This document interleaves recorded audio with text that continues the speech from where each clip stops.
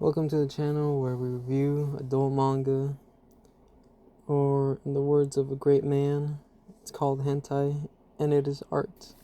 Today I will be talking about Office Harem.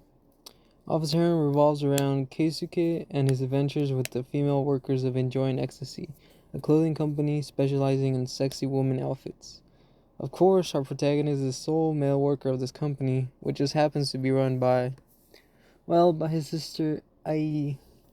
Now I get that the sister element may turn some of you readers away, while the rest of you have already started typing this manga online. And frankly, this situation isn't my cup of tea. It sucks, since she has the biggest assets. But luckily, Ai isn't the only girl available. We also have now the right-hand woman of Ai. She's a composed, alluring lady on the outside, who secretly has an inner wild side. Her nickname in high school being Ona-chan. Let's just say her favorite toy was the Bop It while growing up. Then we have Miko. She's the total package of the group, aka the slut. Most manga have this character, and Office Harem is no exception. Lastly, we have Nana and Etsuko, or Ekchan. Nana is serious and reserved about her feelings, but she does end up being the masochist of the group. While the other women blended together, she was the one that stood out for me overall. Ekchan is just the youngest, and that's all she really has going for herself. Really, just a Miko 2.0 in her early days. In total, I would rate the women a 4 out of 10. There's some flavor there, but there's just barely any salt and pepper. Now, the women are the real MVPs of the manga, because honestly, the story is lacking. Although this is pretty short, with just 7 chapters under 200 pages. There was some potential with some of the girls that the author could have used to make some real spicy competition to win the MC over. But nothing ever really happened. Not much meat on these bones, so the plot, I have to give it a 4 out of 10. Moving on to the art style and love making scenes. Now, the author does a decent job at making the art appealing to look at.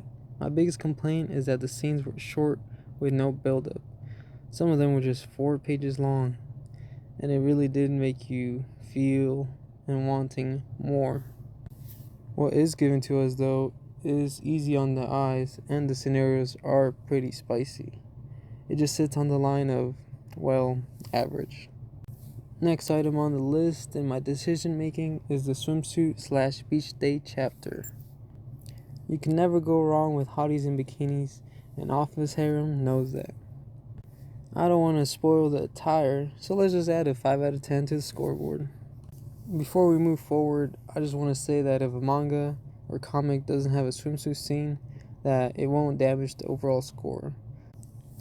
It's a nice little added bonus, but if an author does add one, they better bring their A game, because a bland swimsuit will hinder the score in the long run.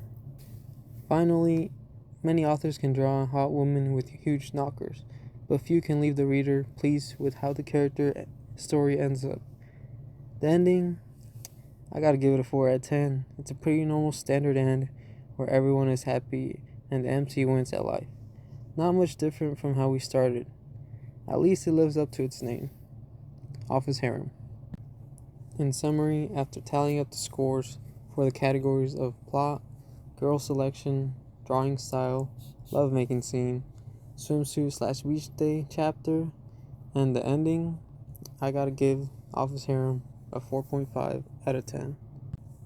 In a world where thousands of self-published manga are uploaded every year, this isn't a bad choice to add to the library.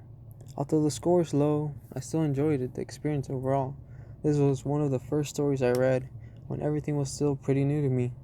Now that I have read more manga, I can see where Office Harem fell short. For what it is, though, it accomplishes the fantasy of working in a company with baddies that want you 24/7. And who doesn't want that?